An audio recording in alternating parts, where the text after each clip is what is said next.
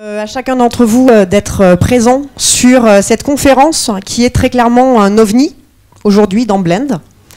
Donc on va l'assumer, c'est-à-dire que du coup on ne parlera pas de blockchain, on ne parlera pas de développement, on ne parlera pas de technique, mais nous aujourd'hui on est là pour parler humain, parler finalement de ceux qui rendent possible tout ce que je viens de vous citer précédemment. Je vais prendre le temps derrière de vous présenter chacun des intervenants. Mais dans un premier temps, on voulait un petit peu savoir à qui on avait affaire. Alors, est-ce que vous voulez bien, s'il vous plaît, lever la main, les personnes qui aujourd'hui sont dans leur vie de tous les jours en situation de recruter? Qui recrute dans la salle?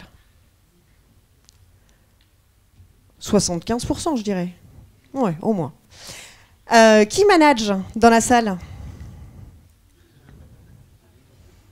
Ouais, 50.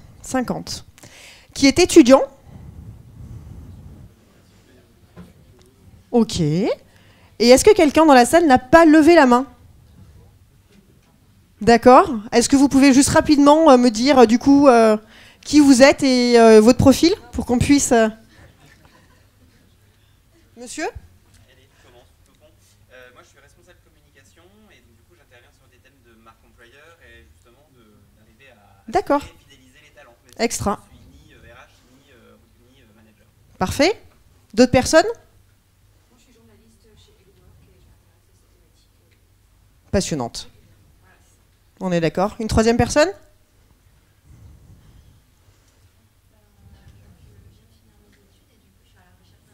À la recherche d'un emploi. Très bien. Eh bien, écoutez, c'est parfait.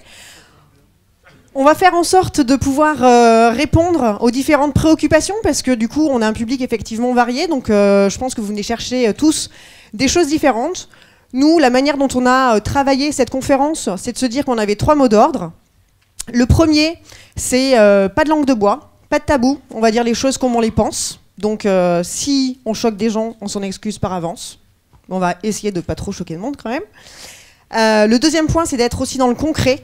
Je pense qu'aujourd'hui, ce qui est toujours intéressant quand on va sur des confs, c'est qu'à un moment, voilà, on a envie de ressortir avec des tips, avec des choses qui sont directement applicables. Et puis, le troisième point, et non des moindres, c'est de passer un bon moment ensemble. Voilà, que ce soit une conférence ou le signe de la bonne humeur. C'est plus compliqué? Ben, on en reparle à la fin alors. Alors aujourd'hui, le sujet, effectivement, c'est de pouvoir discuter ensemble et de réussir à décrypter à la fois les comportements, les usages de deux populations.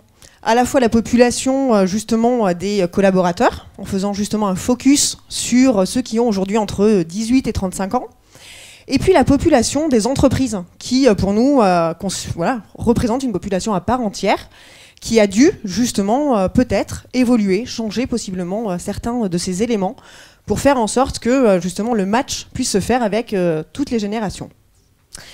On va du coup prendre juste 2 minutes pour se présenter. Je vais vous le faire rapidement et vous n'hésiterez pas à compléter.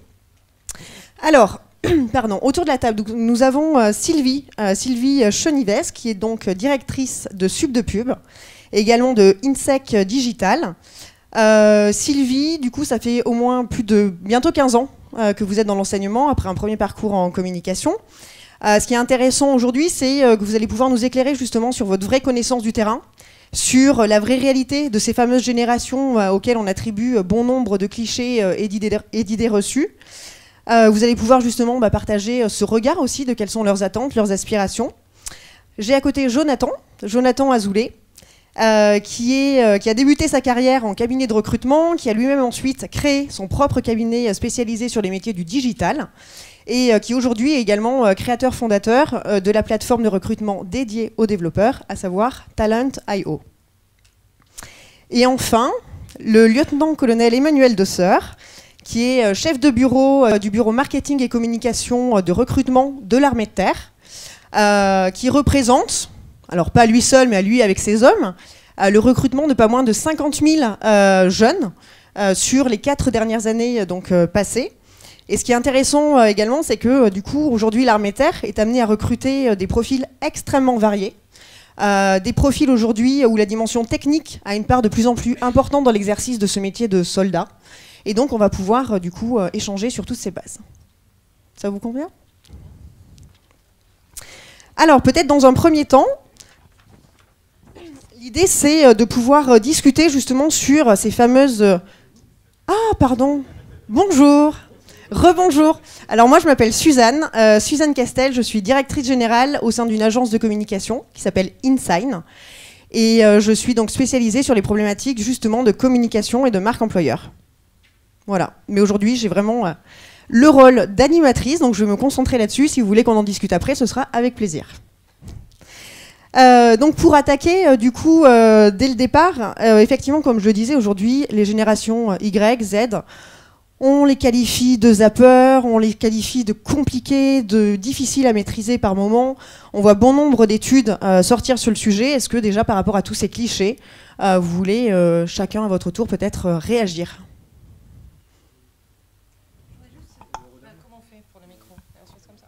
Je voudrais juste refaire une petite introduction rapide en fait, parce que c'est vrai qu'on parle des Z et des Y, on va être un peu plus précis peut-être, ça peut peut-être aussi aider.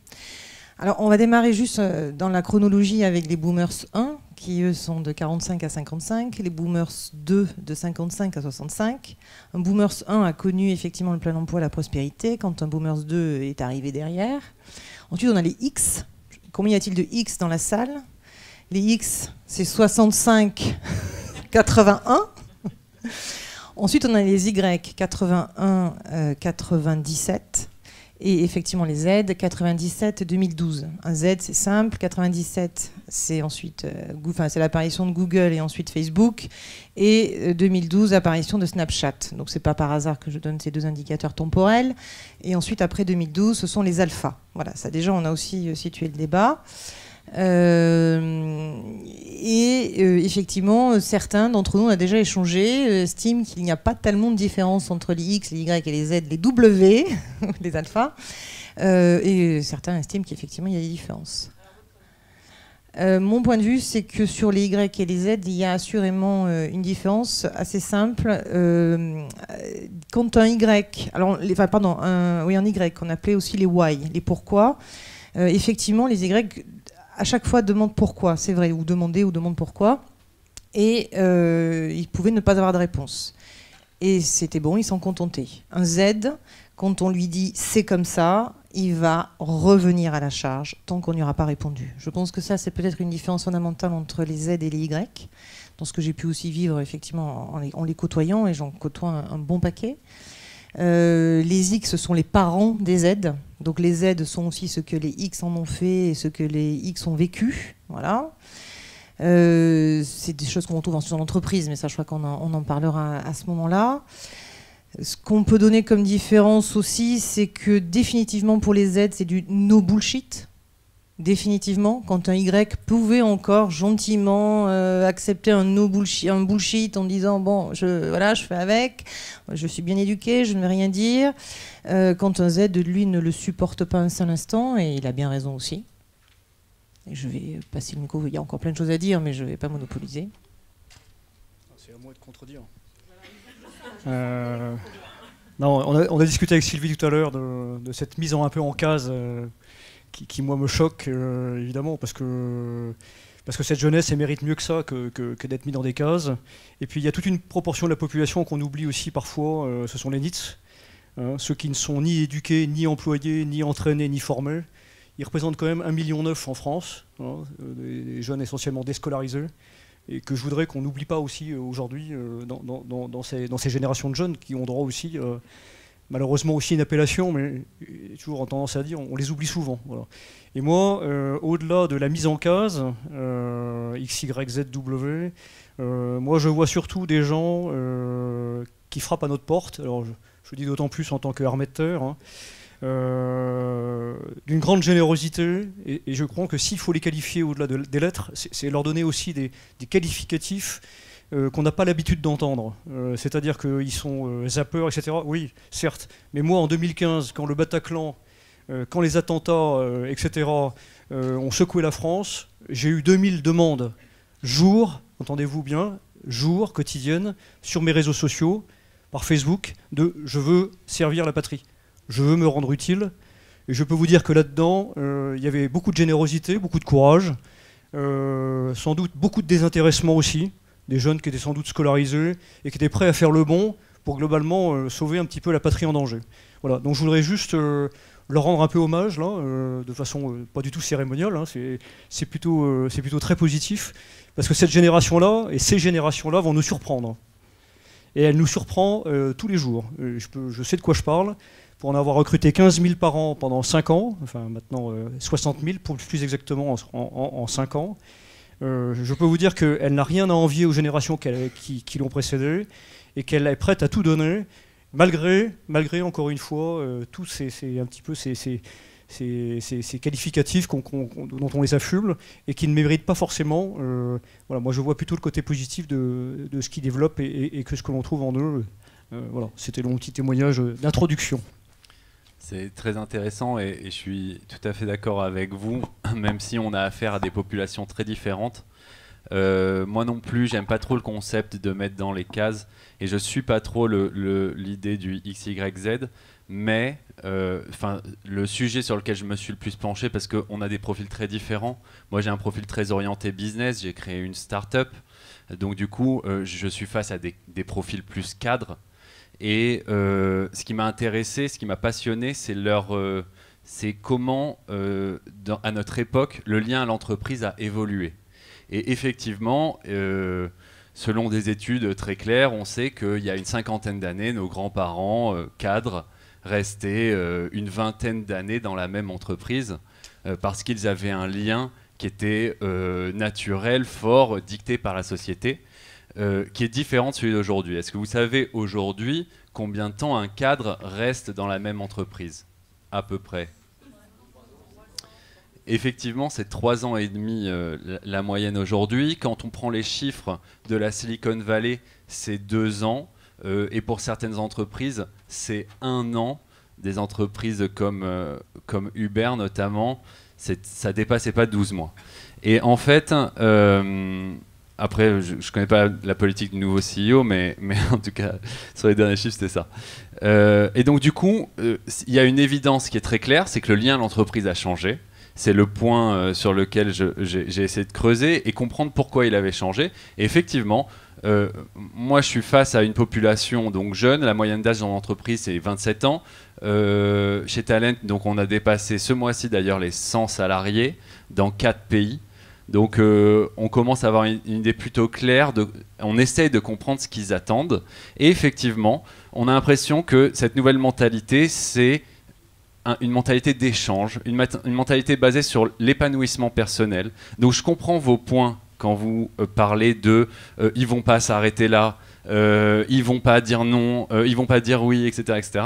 En fait, c'est juste que le lien à l'entreprise a changé, selon moi, et maintenant, on n'accepte plus des devoirs parce que c'est des devoirs, mais on est face à des situations, on a envie de s'impliquer, pas naturellement, on a envie de s'impliquer quand on va avoir un sentiment d'utilité dans l'entreprise. Et donc, du coup, ça a amené, sur ces 5 dernières années, beaucoup les entreprises, et notamment les startups qui bossent dans l'innovation et qui revoient beaucoup le management, à repenser ce lien avec les salariés et en le repensant à créer notamment des entreprises libérées basées sur l'intelligence collective. Donc ça c'est des concepts assez nouveaux mais que nous on applique beaucoup pour permettre aux gens de s'épanouir et pour permettre aux gens de rester, de fidéliser dans l'entreprise. Alors justement sur ce sujet du management, on l'a vu, on avait beaucoup de personnes intéressées sur ce point-là. Emmanuel, est-ce que vous pouvez un peu nous raconter aujourd'hui ce qui a pu peut-être évoluer au sein de l'armée de terre sur cet item-là spécifiquement? Oui, alors je rejoins complètement ce que tu viens de dire, c'est que surtout nous dans un rapport essentiellement hiérarchique, puisqu'on avait l'habitude de dire engagez-vous et puis de toute façon tu rentreras dans les rangs et ce sera comme ça. Bon, aujourd'hui, encore une fois, c'est eux qui nous choisissent. C'est eux qui nous choisissent. Et pour une armée de terre comme celle que je représente ici, mais même l'institution, c'est une vraie révolution. C'est-à-dire que globalement, arriver à se mettre au niveau du jeune, pour arriver à globalement lui donner envie, et encore une fois on est bien dans une notion d'attractivité, sous-entendu derrière employabilité, parce qu'il y a tout ça derrière, et on parlera peut-être après de la fidélisation, mais cette souplesse qu'on va exercer globalement vis-à-vis du jeune recrue, du jeune candidat, de cette mise à portée, parce qu'encore une fois, nous on dit toujours, on n'est pas soldat, on le devient. Et je vais faire rigoler tout le monde, mais on a chez nous ce qu'on appelle le choc de la militarité. Vous voyez bien que le monde décrit appétant dans les écrans, un peu dans les jupons de maman qui arrive fraîchement à 18 ans dans nos rangs, du jour au lendemain le faire mettre au pas, servir une arme, partir en opération extérieure, parfois y laisser même sa vie ou en tout cas l'exposer, c'est quand même compliqué.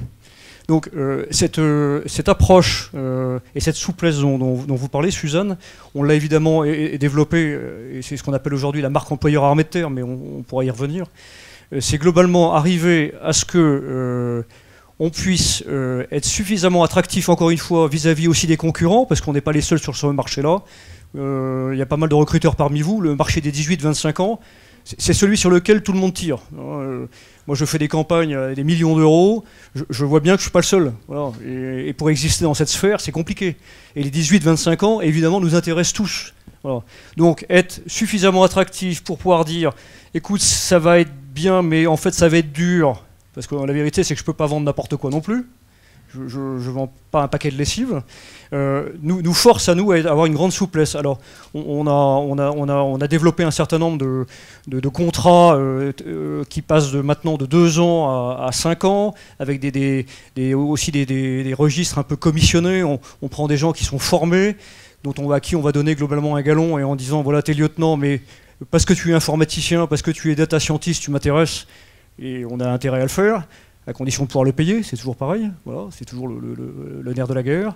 Et puis ceux pour lesquels ce sera un peu plus difficile de rendre appétant à un métier, encore une fois, qui est pour nous très difficile à vendre, et ben c'est de dire, viens chez nous, non seulement tu vas être pris en compte, et on va te prendre en compte, c'est le fameux recrute et forme, mais surtout on va te former derrière. Voilà. Et si derrière tu peux sortir de notre institution après 5-6 ans de contrat, et ce sera déjà pas si mal, eh ben, ton futur employeur sera bien content de t'avoir. Voilà. Et c'est bien que ça qu'on vend dans ce souci, encore une fois, de l'intérêt individuel, parce que c'est bien ça, c'est que lui doit s'y retrouver, il doit y trouver ses billes. Il n'est pas là pour faire un don de sa personne sans avoir une contrepartie. Je crois que c'est important de le dire. Alors justement, c'est extrêmement intéressant de voir qu'une entreprise, et je vais utiliser ce terme, en tout cas une institution, telle que l'armée de terre, qui, je pense, dans la perception du commun des mortels, et moi la première, peut paraître extrêmement rigide, voilà, avec des choses qui sont tout sauf souffles, a dû justement s'adapter. Emmanuel nous en a parlé, il nous a donné des exemples concrets. Ce qui m'intéresse, Sylvie, c'est aussi avoir votre avis justement sur aujourd'hui... ces managers qui, au final, juste pour rester sur la thématique du management, oui. Ces managers, en tout cas les retours que vous pouvez avoir terrain de vos étudiants, qui, pardonnez-moi l'expression, mais du coup, ils s'y prennent un peu comme des pieds pour pouvoir gérer ces générations-là. On peut dire ça, c'est vrai, on peut le dire. Non, on peut le dire, parce qu'effectivement, il y a à la fois une mauvaise compréhension et parfois, effectivement, il y a une rapidité à mettre cette génération dans des cases avec des étiquettes parfois très désagréables. Ça, c'est une grande certitude. Disons qu'il est assez clair maintenant que l'entreprise est en retard par rapport à la période dans laquelle elle est, je crois. Alors, je parle en général, bien entendu. Parmi vous, il doit y avoir forcément des entreprises qui, elles, sont vraiment en adéquation avec la période que nous vivons dans notre environnement actuel. Mais je crois quand même qu'on peut dire qu'il y a un gros retard. Tout comme il y a un gros retard dans l'enseignement aussi. À l'heure actuelle, ce qui se passe dans les collèges et dans les lycées ne correspond absolument pas à ce que les jeunes sont et ressentent chaque jour. Ils sont même, certains, profondément malheureux. Ça commence aussi comme ça, enfin, tout commence comme ça, j'ai envie de dire, hein, avec effectivement ce qui se passe pendant les études. À mon niveau, à notre niveau, on a changé les choses, puisque nous sommes passés depuis 2 ans en pédagogie active, donc nous n'enseignons plus du tout comme on le faisait auparavant. Et ça va rejoindre, vous allez voir, l'entreprise. Auparavant, c'était le sachant qui effectivement dispensait son savoir, et en face, toujours pareil, hein, justement, une génération qui écoute et qui ne pouvait pas renvoyer effectivement son ressenti, ses réactions, ses questions, etc.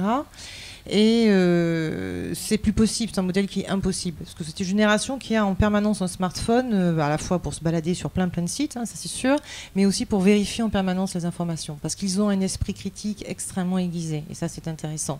Et c'est ce qui fait justement qu'ils ne tolèrent pas le bullshit, etc. Leur esprit critique, ça fait qu'effectivement, ils vont en permanence vérifier l'information qu'on leur a donnée. Et en plus, ils peuvent vérifier l'information qu'ils reçoivent par le sachant qui se contente encore une fois de dispenser, ils l'ont en temps réel. Ça ne les intéresse plus. Ce qui les intéresse, c'est quelqu'un qui leur apprend comment on fait. Et donc ça se retrouve aussi en entreprise, effectivement. Un manager qui va être capable de fédérer. Un manager qui va démontrer qu'il sait faire, c'est bien, mais ça c'était avant. Et c'est entendu, et encore heureux, a-t-on envie de dire. Mais un manager qui est capable effectivement d'animer, de fédérer, de porter et d'accompagner surtout, c'est exactement ce qu'ils sont en train de rechercher. C'est ce qu'on fait nous déjà à l'école. Et c'est ce que le lycée et le collège devraient faire aussi. Les accompagner, les aider les pousser à se former, à veiller à se former en permanence, parce que ça aussi, ça fait partie effectivement de ce que nous vivons, des grands mouvements que nous vivons, où effectivement on ne peut plus, le digital en est la cause bien sûr, on ne peut plus se contenter de ce qu'on a appris il y a 2 ans, c'est pas possible, ça a déjà changé, enfin il y a déjà eu des modifications, donc il faut apprendre à se former en permanence. Donc effectivement, il y a des managers qui ne s'y prennent pas très bien en pensant qu'ils vont arriver à mettre à leur forme, à leurs pieds, enfin, vont ajuster effectivement le comportement des personnes qui travaillent avec eux, enfin des générations Z et Y, et qui eux-mêmes sont obtus quelque part en fonctionnant ainsi, effectivement, en se disant qu'ils sont feignants. Alors ça aussi, c'est un truc qu'on entend beaucoup, ils sont paresseux, ils n'ont pas envie de travailler. Alors c'est juste que leur conception du travail est différente, c'est pas du tout la même chose. Voilà, sinon ils ont envie de bosser comme tout le monde. Si vraiment on les entraîne dans un projet qui les stimule, ils vont bosser, mais plus que de raison. C'est aussi une génération qui a envie de bosser le week-end, par exemple. Là, ça la dérange pas. C'est complètement poreux.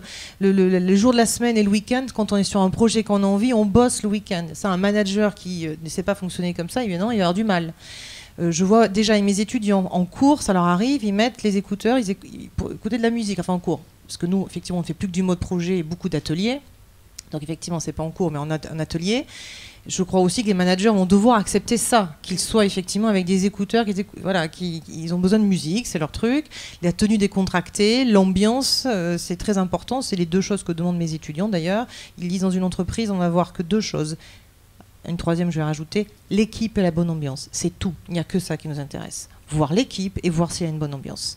Et le 3e point, justement, pour vérifier les 2, c'est dès qu'on peut chercher de l'information, c'est comme quand ils achètent, hein, ils vont glaner 1 milliard d'avis, ils vont chercher, ça il faut le savoir, ils vont chercher des avis sur l'entreprise, ils vont récupérer machin qui connaît truc, qui connaît bidule, qui bosse dans la boîte, raconte-moi comment c'est.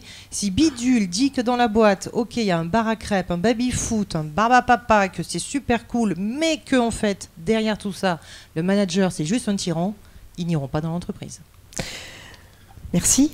Justement, oui, Jonathan, par rapport au recul que vous avez, parce que vous, en plus, vous avez l'idée, c'est qu'en 1 mois, en gros, la personne s'inscrit sur le site. En 1 mois, elle a accès à plein d'offres qui lui sont données.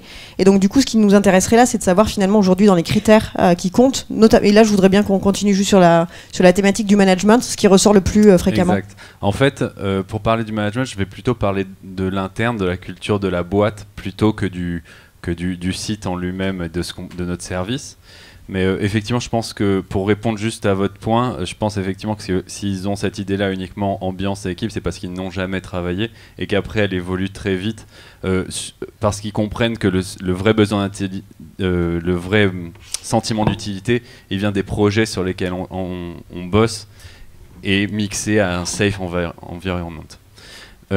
Bref. Ça suffit pas. Je crois pas que l'intérêt du projet. Bien sûr, je suis d'accord, c'est hyper important, mais je crois pas que ça suffise. Ouais, non, mais le safe environment intègre le think team, donc l'équipe et tout l'environnement, mais le projet a un vrai impact sur leur capacité à s'impliquer. Ils vont pas s'impliquer parce qu'il y a des gens cool et parce qu'il y a un baby-foot. D'ailleurs, je pense vraiment que le baby-foot ne sert absolument à rien dans le truc de la boîte. Nous, on a un turnover très faible et on n'a absolument ni baby-foot ni table de ping-pong. Mais par contre, on a donné des actions de la boîte à tous les salariés. Aux 100 salariés, ils sont tous actionnaires de la boîte. Ça, c'est un vrai sujet d'implication. Par contre, on les a tous rendus honneurs de leur projet. Ça veut dire qu'ils ont tous pris des initiatives, on leur a tous fait confiance, on leur a tous donné des budgets, ils gèrent des PNL et ils passent des caps. Et ça, c'est un vrai sujet. On a, en à peine 3 ans, sur tous ceux qui ont pris des projets, on a lancé un système de projets où on a donné plus de 80 projets l'année dernière. On a 12 personnes qui étaient juniors, qu'on a embauchés à 25 ans, et qui sont maintenant managers, qui gèrent des équipes, qui gèrent des nouvelles offres pour la boîte qu'ils ont montées tout seuls. Et là, il y a une vraie implication. Parce qu'on a créé une émergence de leaders uniquement parce qu'on a réussi à les impliquer. Et c'était pas lié. C'était pas lié au fait que c'était juste un bon environnement. Évidemment, on crée un safe environnement, évidemment. Mais ça va beaucoup plus loin pour essayer de les faire voir au-dessus de ça. On est complètement d'accord. Ils détestent s'ennuyer, on est d'accord. Ils veulent s'investir, ils veulent s'épanouir. C'est exactement. Clair. On est complètement d'accord. Mais ça ne suffira pas un bon projet si... Enfin, c'est ce que les étudiants nous disent très régulièrement. À un moment donné, il y aura un essoufflement, un épuisement, parce qu'effectivement, ils ont besoin de reconnaissance aussi. Évidemment. C'est très important. Je ne le remets pas en question. Et donc, pour répondre au point sur le management, moi, ce que je trouve génial, si vous comparez le management d'il y a quelques années et maintenant, c'est que ce qui est hyper intéressant, c'est que maintenant, le management, c'est un modèle quasiment héroïste. Grâce à la data. La data a créé la confiance. Avant la data, quand on avait un manager, on était soumis à sa vision des choses, probablement même quasiment tout le temps subjective. Avant, un manager pouvait dire « ouais, tu fais bien ton travail » ou « non, tu fais mal ton travail ». Et ça, effectivement, ça n'existe plus grâce à la data, parce que c'est la data qui définit si on fait bien notre travail. À partir du moment où on a un processus de projet qui fonctionne bien, où on se fixe nous-mêmes nos objectifs, où on a un niveau d'ambition qui est défini, où on utilise des modèles très précis comme les OKRs. Je ne sais pas si ici, beaucoup de monde utilise OKRs ici, en entreprise.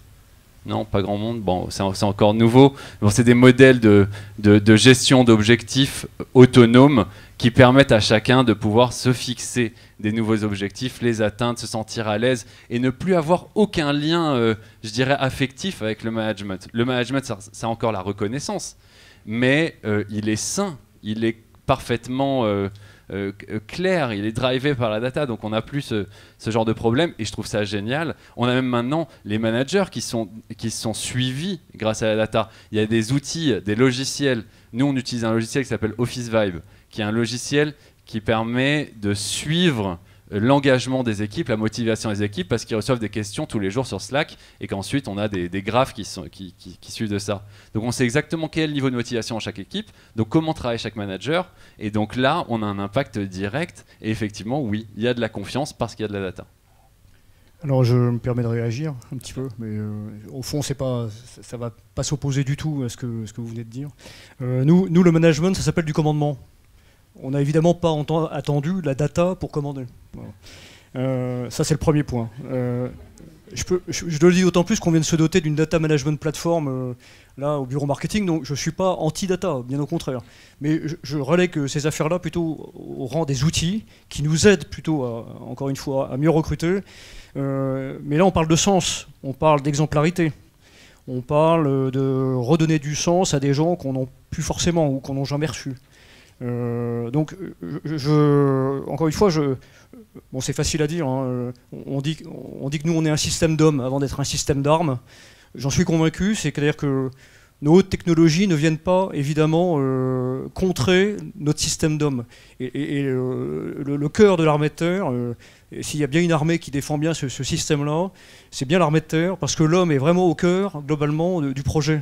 Du projet à la fois du jeune qui s'engage, du jeune qui reste dans nos rangs, celui qui commande, qui n'a pas la science infuse. Encore une fois, c'est pas les galons qui fait qu'il est respecté, contrairement à ce qu'est un peu l'image d'Épinal qu'on donne. Hein. Il a les galons, c'est lui le patron. On a aussi nos méthodes agiles, on raisonne aussi en processus, en pilotage, etc. Enfin voilà, ces choses-là nous animent, mais à mon avis, c'est pas antinomique.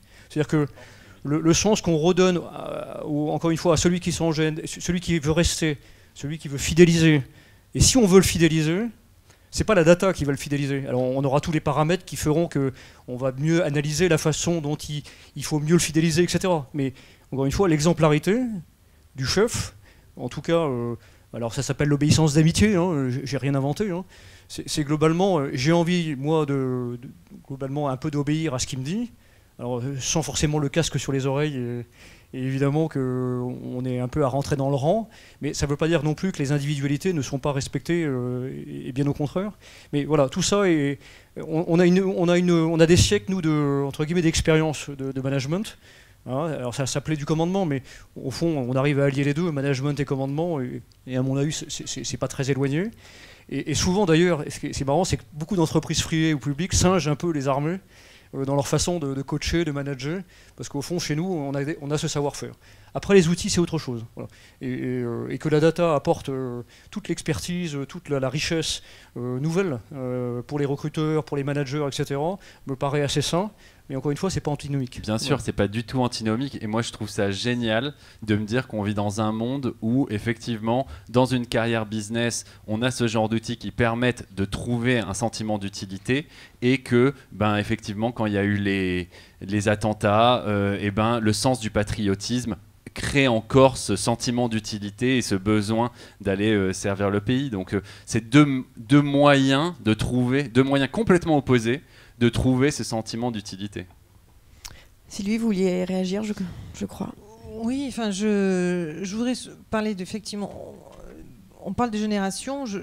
Pour revenir encore une fois sur l'entreprise, il y a un vrai domaine parce que l'entreprise dont vous parlez, la moyenne d'âge est, je pense, peu élevée aussi. Effectivement, oui. Et donc là, voilà, c'est ce que je disais au début. Tout va bien. C'est une entreprise dans laquelle tout se passe bien. Effectivement, tout le monde s'épanouit et voilà. Le problème, c'est qu'après, à côté de ça, il y a pléthore d'entreprises dans lesquelles, je ne dis pas que ça se passe mal, mais je dis qu'en tout cas, les modèles doivent forcément bouger. Ça, c'est sûr. C'est indéniable. Et à ces entreprises-là, qui justement n'ont pas une moyenne d'âge qui plutôt est autour des 27-30 ans, il faut quand même aussi en parler et proposer des choses. Et une solution semble être effectivement le transgénérationnel. On parle beaucoup du tutorat inversé, du reverse mentoring, pardon. Ça, c'est vrai que ça fonctionne extrêmement bien.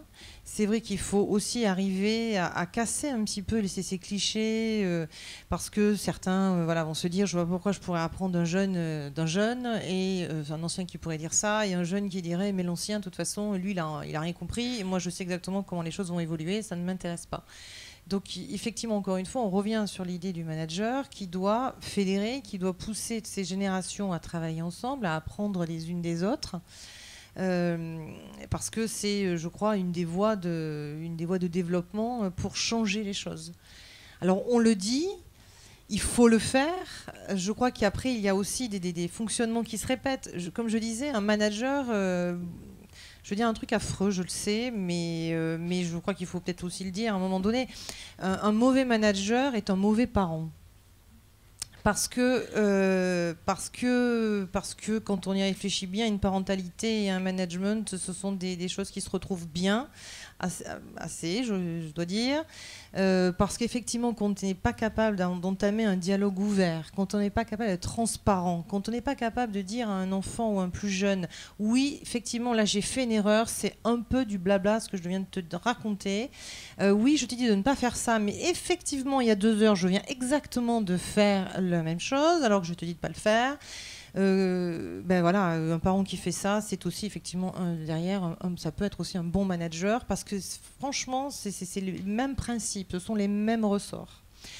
La génération Z, la génération Y aussi, ce sont des générations qui, elles, vous voyez, il y a une explosion des bouquins sur le développement personnel.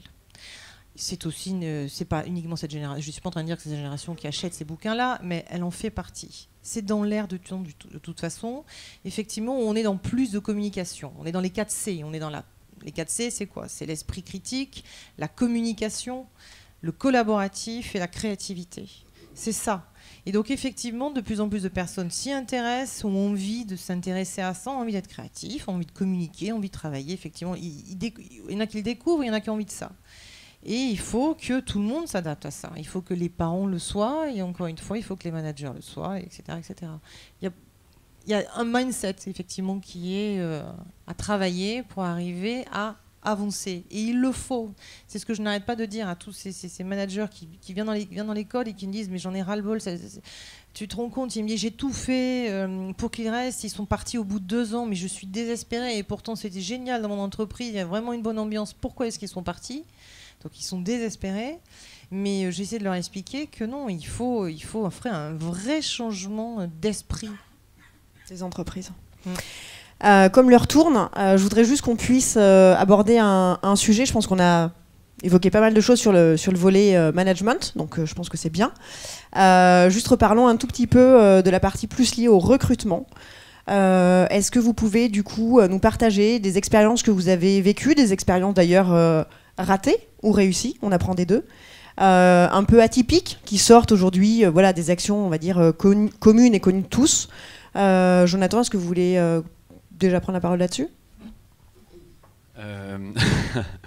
Qu'est-ce que je vais pouvoir te dire là-dessus?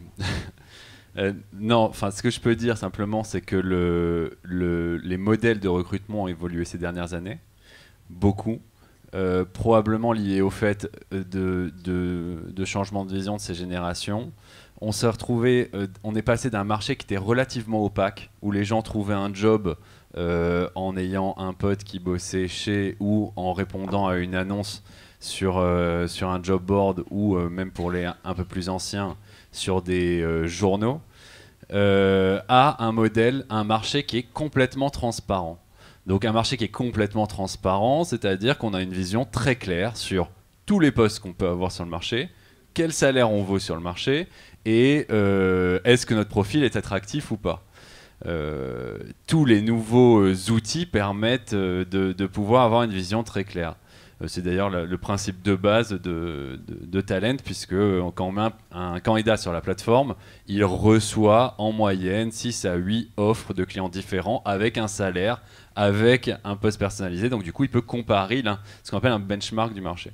Et donc du coup, avec ce switch-là, du marché opaque au marché transparent, on est devenu on s'est un peu plus orienté dans la consommation en tant que candidat, à savoir, quel est celui qui va me proposer le meilleur truc. Et automatiquement, on est rentré dans l'ère de la marque employeur. Donc tout le monde ici probablement sait ce qu'est la marque employeur, mais du coup, à partir du moment où on est rentré dans cette ère-là, pour les entreprises, le recrutement, le moyen principal, la méthode principale pour pouvoir réussir ces plans de recrutement, et je parle principalement aussi pour les startups qui, elles, ont généralement des plans de recrutement hyper ambitieux en peu de temps, ça a été de créer une marque employeur. Et pour créer une marque employeur, réussit à analyser et à mettre en avant chacun des petits détails, des petites techniques de chaque sujet permettant d'être sûr que quand la personne va faire tout le recrutement de process, à la fin, il va ressortir heureux, souriant et il va rêver de bosser dans cette boîte.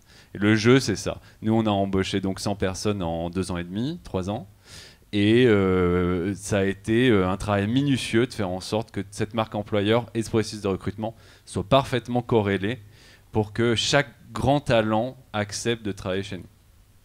Et évidemment aligné derrière avec le vécu du collaborateur. Exactement. Réduire cet écart. Emmanuel ? Oui, alors je vais revenir sur ce que j'ai dit, sur le principe hiérarchique, parce que là je vais vous parler un peu d'horizontalité justement. Je pense que le meilleur recruteur, au fond, c'est le soldat, chez moi. C'est l'ambassadeur. Donc évidemment que la marque employeur dont il va être dépositaire, puisque de toute façon il y va vérifier, comme Sylvie l'a dit, sur un tas de sites, si on ne lui vend pas de la camelote, autant que ce soit le soldat qui est déjà lui engagé, ou souvent le salarié chez vous, qui en parle. Et c'est souvent ceux qui en parlent le mieux, mais avec la vérité des prix. Il faut être prêt à l'entendre, surtout quand on est manager, ou cadre, ou colonel. Voilà. Ça c'est le premier niveau. Moi je fais de la propagande, j'en suis conscient. J'irai pas engager vous, quoique j'ai vu que quelqu'un cherchait un boulot, donc ça tombe très bien. À la fin de la séquence, on discutera. Bon, d'abord la propagande, elle a évolué. C'est-à-dire que pour ceux qui connaissent mes spots, mes affiches, etc., vous avez tous vu que globalement, c'est pas des tournages. Voilà. Et nous, on montre la vérité. Ce sont des images d'archives. Et un choix délibéré par l'agence InSign qui me soutient et qui le fait très très bien, c'est globalement d'arrêter d'inventer la poudre, alors on a la vérité. Voilà, on a nos opérations, on a nos images. On montre même du sentinelle. Vous voyez qu'on ne ment pas non plus aux soldats. On lui dit tu vas venir en opération, mais en plus tu vas avoir la chance de servir ton pays dans ton pays. On ne ment pas. Voilà. Et les images, évidemment, ce sont de belles images, mais ce sont des images vraies. Voilà. Je ne parlerai pas ici des job boards, etc. Vous connaissez tous et qu'on utilise aussi les uns les autres. Il y a aussi une approche indirecte qui nous a vraiment séduit, c'est celle des influenceurs. Alors les influenceurs, c'est quand même quelque chose, pour une institution comme la nôtre, qui est un vrai pari, parce que globalement, c'est pas la parole d'État. Hein, on fait confiance globalement à des gens qui ont des belles communautés, en particulier nos jeunes, des jeunes influenceurs, pour parler de l'armée de terre. Alors, je ne sais pas si vous êtes une génération qui connaît Thibaut InShape ou Juju FitCat, tout un programme. Globalement, Thibaut, un jeune qui a une communauté gigantesque de jeunes très sportifs, puisque c'est un bodybuilder effréné, qui nous a quand même drainé pas loin de 6 millions de jeunes en l'espace de un mois. Enfin, 6 mois plus tard, on avait 6 millions. On est monté à 3 en l'espace d'une semaine, d'ailleurs à notre grande surprise, parce que lequel avait simplement vécu ce que vit un jeune dans nos centres d'évaluation et de recrutement. Voilà. Il s'est mis à la place d'un jeune et il a dit, bah voilà, moi je veux faire vos... Comme c'est quelqu'un en plus qui soulève pas mal la fonte, ça tombait bien. Mais il a fait des tractions, il a fait, etc. Il s'est pris au jeu. Et évidemment, il a séduit toute sa communauté, qui est globalement plutôt celle qu'on recherche, parce qu'elle est sportive, etc. Voilà. Donc voilà une approche assez nouvelle, qui répond globalement à la question comment on s'est adapté. Juju, c'est la copine de Thibaut. Alors Juju, c'est une bodybuildeuse aussi, hein, qui est sexy, vous allez voir, elle est sur les réseaux sociaux, et qui a attiré aussi une communauté, enfin en tout cas une cible, nous, qu'on cherche aussi entre guillemets, à recruter, c'est celle des filles. Les filles veulent aussi... Enfin, difficile d'arriver à recruter nos filles, les filles dans l'armée de terre, et elle prend en compte la dimension recrutement, elle fait les tests avec les filles, et elle dit, bah regardez, c'est pas si dur que ça. Voilà. Donc ça, c'est aussi un moyen. Et puis il y a un troisième moyen dont je peux aussi parler, c'est celle de ceux qui nous font de la pub malgré eux. Et j'ai cité tout à l'heure, en rigolant, la pub Uber. Je ne sais pas si vous la connaissez, vous l'avez vue. Je vous garantis qu'on n'est pas derrière. On montre un jeune taxi, en tout cas uberisé, qui raconte son parcours en disant, bah voilà, moi j'étais dans l'armée, j'ai fait 5 ans, j'ai fait des opérations, on m'a formé, j'ai appris la rigueur, le savoir-vivre, le savoir-être, etc. Et puis j'ai considéré qu'il était temps de passer à autre chose, vie de famille, etc., ce qu'on peut comprendre, encore une fois, après avoir bien servi. Et maintenant, je suis taxi Uber, et je suis heureux parce que j'ai une belle bagnole. Et quand les gens rentrent, et la fin du clip c'est ça, et quand les gens rentrent dans ma voiture, on me dit, toi t'as été militaire. Voilà. Et là, la marque employeur, je suis désolé, elle a été vendue par Uber. Merci Uber pour avoir fait de la pub pour l'armée de terre. Voilà. Vous voulez ajouter quelque chose? C'est-à-dire que moi, je ne suis pas dans une notion pure et dure de recrutement. Hein. C'est pas la démarche. Non, tout ce que je veux dire, c'est clair que à partir du moment où on a basculé, enfin, l'école marchait plutôt pas mal, plutôt bien même, mais c'est vrai qu'à partir du moment où on a basculé dans la pédagogie active, là on a vu arriver énormément de personnes. J'ai vu des parents aussi qui sont venus me voir en me disant que c'était dans cette école-là qu'ils voulaient mettre leur enfant. Parce que voilà, ça rejoint tout ce qu'on vient de dire, effectivement, on change la façon de s'adresser effectivement à ces générations. On s'adapte, tout simplement, voilà, on s'adapte parce qu'il le faut. Il faut cesser de dire non, on ne va pas s'adapter, c'est eux qui vont s'adapter. C'est stérile, c'est pas intéressant du tout. Et encore une fois, il faut comprendre que c'est eux vraiment qui sont dans le mouvement. Alors c'est amusant parce qu'on peut dire qu'effectivement ils sont dans une espèce de vision, mais pas vraiment, parce qu'il y a un truc à souligner quand même, c'est qu'ils sont très, comment dirais-je, ils ont beaucoup de difficultés avec la projection. Ils sont excellents dans la réactivité. Il faut quand même dire une chose de la génération Z, c'est que pour la projection, en revanche, alors là, on a l'impression que c'est opération impossible, ça crée même des angoisses, des palpitations au cœur. C'est assez particulier. Mais en revanche, effectivement, c'est en s'adaptant à leur comportement et à leurs aspirations qu'on est dans le vrai pour effectivement dessiner l'entreprise, j'ai pas envie de dire de demain, l'entreprise telle qu'elle doit être d'ores et déjà. Merci beaucoup, merci à tous les trois. Il est 48, j'avais jusqu'à 50, donc on a bien tenu le timing. Est-ce que vous avez des questions dans la salle ?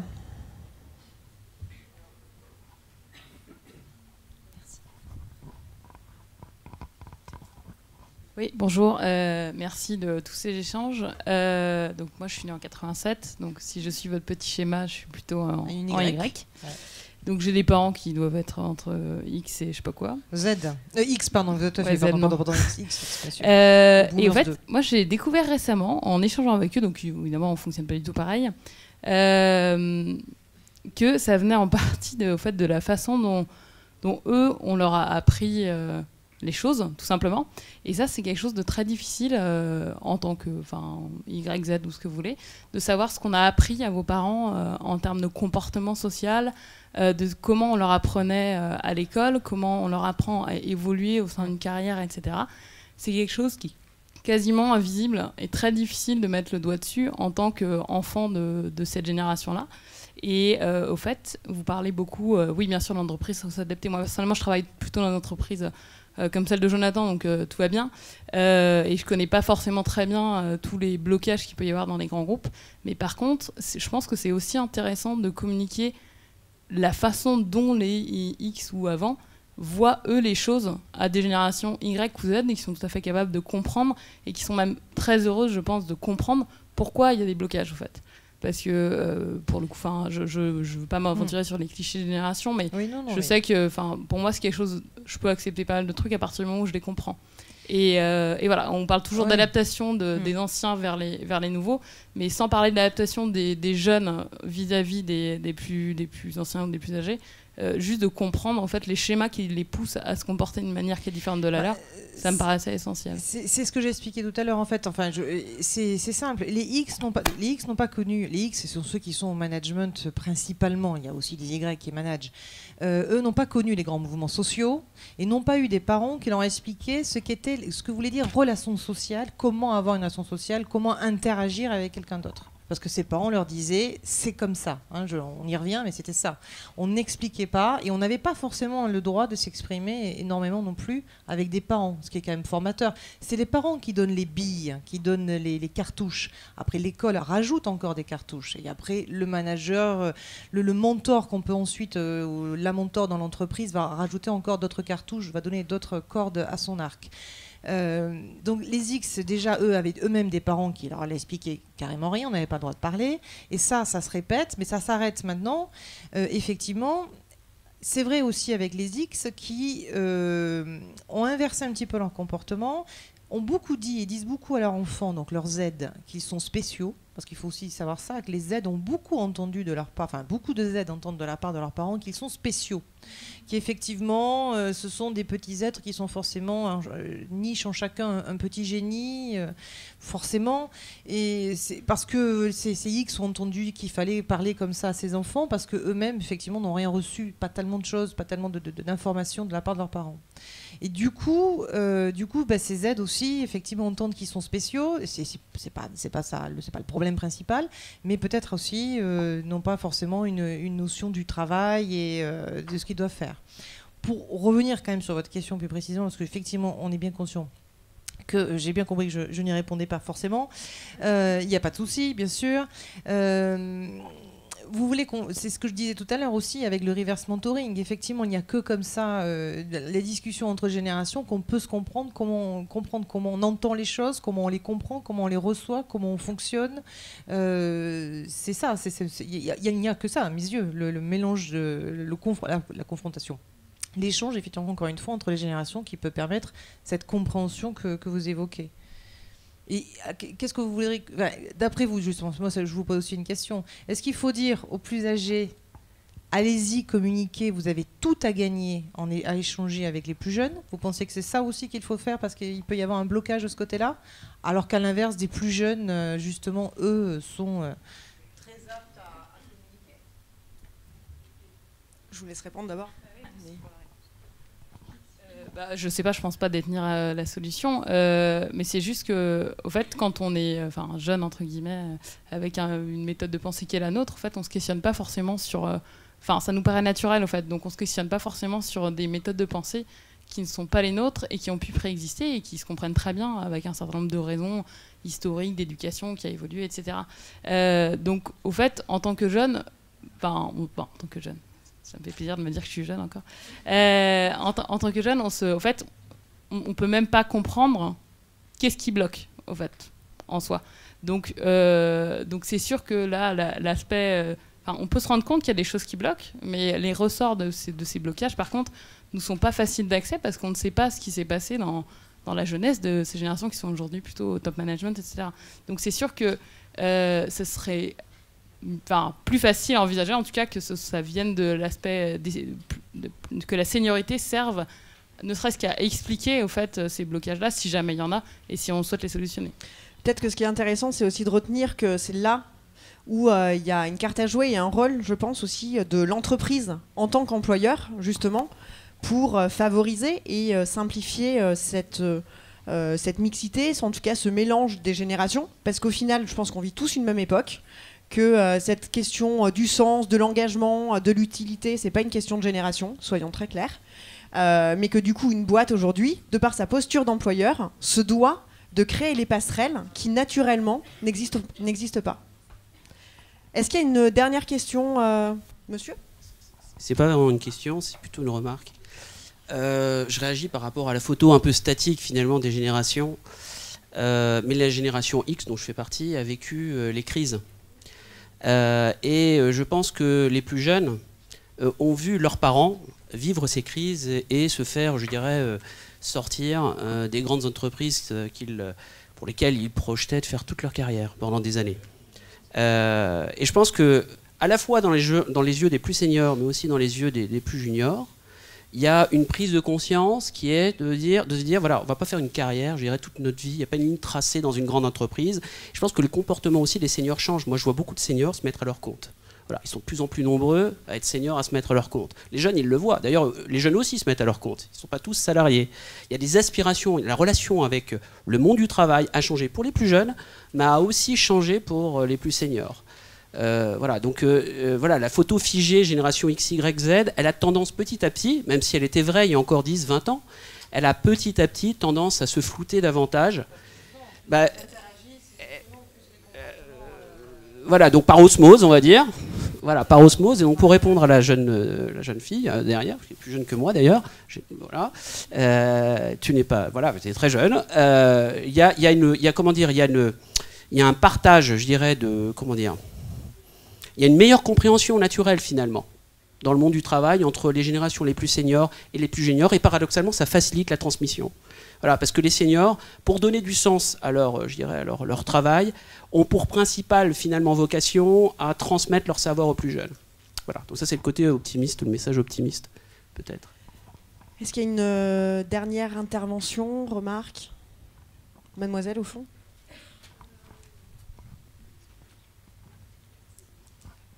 Vous disiez que voilà, les entreprises elles ont besoin de changer pour les nouvelles générations. Est-ce que vous avez des exemples de changements qui peuvent être mis en place pour vraiment répondre aux attentes actuelles ? Je peux peut-être répondre à celle-là, si vous voulez. Oui, effectivement, il y a beaucoup d'exemples très clairs. Les principaux courants de ce nouveau type d'organisation, de culture et de management, c'est les courants qui viennent de l'innovation et majoritairement de la Silicon Valley, qui sont les courants de l'entreprise libérée et de l'intelligence collective. Les deux fonctionnent sur les mêmes bases. C'est la base de pouvoir faire confiance aux gens pour prendre en main des projets, travailler de manière autonome, leur donner ce qu'on appelle le ownership, donc leur donner le pouvoir de prendre des décisions et les impliquer de cette manière-là. Parce qu'on se rend compte qu'effectivement, ça génère de l'épanouissement personnel et donc de l'implication. Et voilà, c'est les deux. Ouais. Il y a un autre exemple aussi, c'est celui de Soprasteria, qui a décidé de mettre en place quelque chose d'extrêmement intéressant. C'est bon, sur leur plateforme, ils ont, qui leur sert évidemment à avoir les échanges, les apports d'idées, etc., les interactions. Ils s'en servent aussi ils indexent du coup aussi les augmentations par rapport à ça, c'est-à-dire au nombre de fois où les collaborateurs ont interagi et se sont apportés mutuellement effectivement de l'aide et de l'information. pour pousser à toujours, on y revient à chaque fois, hein, à plus de collaboratif, plus d'entraide, plus de transgénérationnel. Donc voilà, l'exemple d'une entreprise, je sais que Google fait ça aussi, enfin en tout cas, je le sais, je l'ai lu, bien sûr. Effectivement, dans certains services, ils indexent encore une fois cette augmentation, cette appréciation du salarié sur son taux d'entraide, va-t-on dire, sa propension à entraider et aider. Justement, est-ce que les anciennes générations qui sont déjà en place dans les entreprises, qui amènent le changement pour les nouvelles qui arrivent, ne sont pas après un peu en décalage avec les nouvelles méthodologies qui sont mises en place? Oui, ça vient du management et je pense que c'est aussi un sujet derrière d'accompagnement au changement qui, de nouveau, est dans le devoir de l'institution qu'est l'entreprise et qu'à un moment... il faut, tant pour les plus juniors que pour les plus seniors, on se doit de leur donner les moyens de pouvoir travailler avec leur temps, tout simplement. Et ils y arriveront très bien.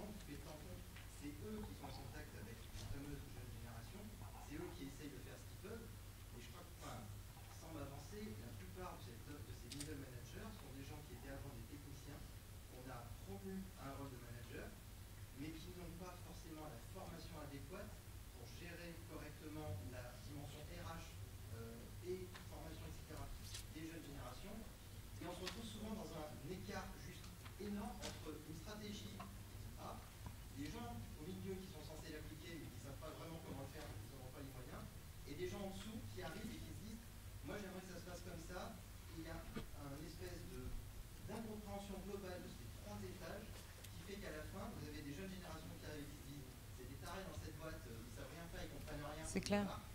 Les gens au middle manager qui se disent je sais plus quoi faire pour réussir à garder les gens parce que dès que je demande un truc, je me fais recaser en disant ça coûte trop cher, c'est pas fait pour, faut que je. Voilà.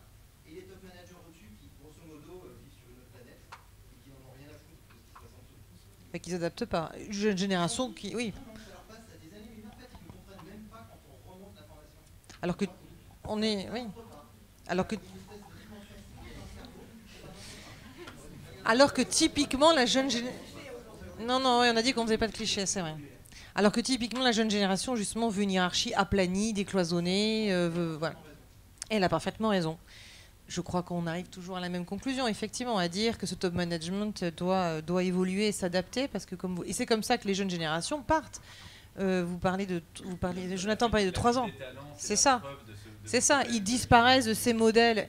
Ils préfèrent à 50%, ils préfèrent avoir leur propre entreprise, être leur propre patron plutôt que leur propre entreprise, plutôt que de subir ce type de choses. Je suis toujours un peu dubitative sur le fameux chiffre de 50% des jeunes veulent être leur propre patron, parce que je ne suis pas sûre que ça se retrouve vraiment dans ces proportions-là. Hein. Voilà, je le prends avec des pincettes, cette information. Parce que, exact, ça rejoint ce que vous dites. Ouais. Allez, une dernière en 30 secondes.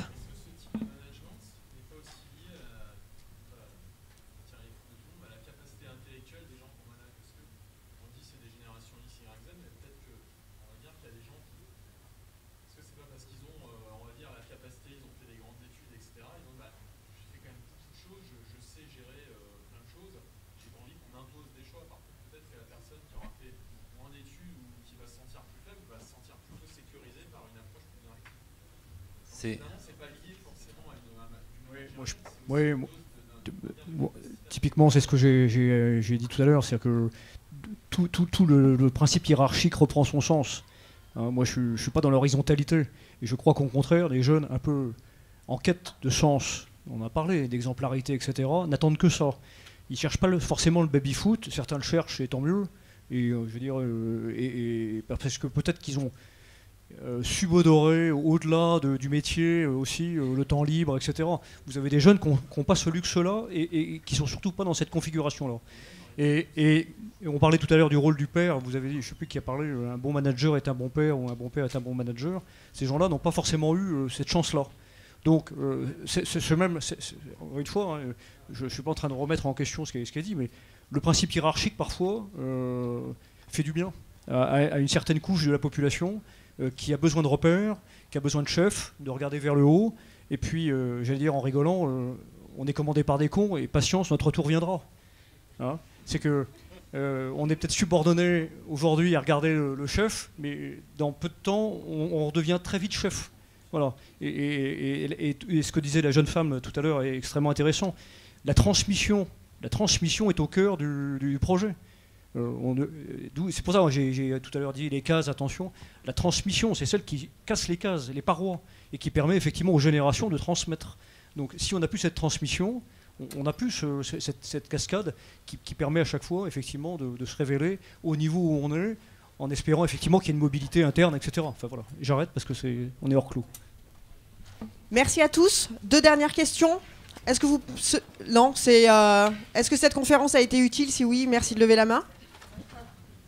Et est-ce que vous avez passé un bon moment? Si oui, levez la main. Merci à tous. Au revoir.